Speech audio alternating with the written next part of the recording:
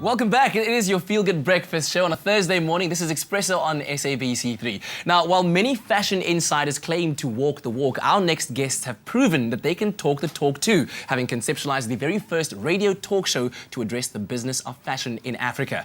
Designer Liz Ogumbo Regisford and Morwick Pietersen co-host and co-produce The Fashion Lab alongside designer and blogger Kayla Stamboul, who's, of course, the trend analyst as part of the team. And they're here. We're welcoming this dynamic trio to talk about the business of fashion in Africa, which is so exciting right now because I think we are at an exciting point in Africa in general, but especially in terms of business. So, Liz, if I were to ask you, how would you describe African fashion and what does it mean to you?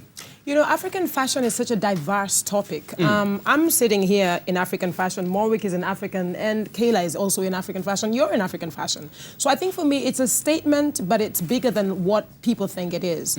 There's the notion of print or no print. When you have print, does it mean that you're African enough? Or if you don't have that African print, are you not, you know, African enough? But I believe that anyone who's a creative, especially in this continent, has a right or already a stamp that says I'm an African fashion designer. So obviously what we're doing is now trying to bring the business behind it and elevate the creative so we can actually start bringing in change to the homes, you know? Okay. So it is African fashion, from color to vibrance to self-expression. It's everything that it's the way that we choose to express. I love that. And more so, as somebody who understands the business, what are some of the factors that influence the business of fashion in Africa? Yeah, you know that the factors which influence the business behind fashion, they vary. But when you look at, for example, consumer buying, which is a big factor, you look at stuff like psychology, you know, cultural psychology, genetic anthropology. So it just varies and it goes deep. So it's a nice topic,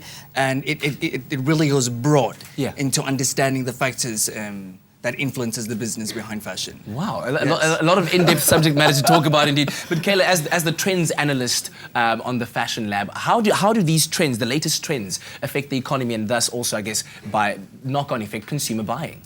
You know, when you really look at fashion, you'll know when you look at fashion and you look at the economy. When the economy is doing well, people have disposable income they can buy. So fashion is a good example of that. Media's got the biggest influence of fashion. If you just look at media these days, you can go look through the swipe of your phone, go through everything, see the latest trends that are there. And designers and retailers need to really keep up with the latest trends if they want the consumer to be interested, or else with online shopping, we all just go online, you know, and buy. So it's important for us to support African designers, but it's important for African designers to also appeal to the consumer's needs. Exactly, and I like what you said there about us supporting African and South African designers, because that also has a knock-on effect in terms of job creation, right? Very true, very true, very true. And when you look back into 2013, it was recorded that about 14%, you know, was contributed to the annual tax income of the GDP, and how that all contributed 14%. I mean, also looking just at, you know, your local fashion designers, manufacturers, factories. So, I mean, it really plays a big role in job creation, and I mean, it's the most cost-effective and efficient way, you know, to create jobs within the fashion industry. So when you think about 14% of the GDP, which is somewhere in the billions of rands, I'm sure, so then you realize the importance of fashion media and the influences out there that influence the industry. And just definitely to add on that as well is, I think that sometimes we underestimate the power of the influencers, and I think media is one of the biggest influencers. There's different media formats. You've got your magazines. If the local magazines, or all the African magazines, would decide to then just carry or push out local brands, I feel that they would really play a role in leveraging, you know, the bringing up the fashion industry.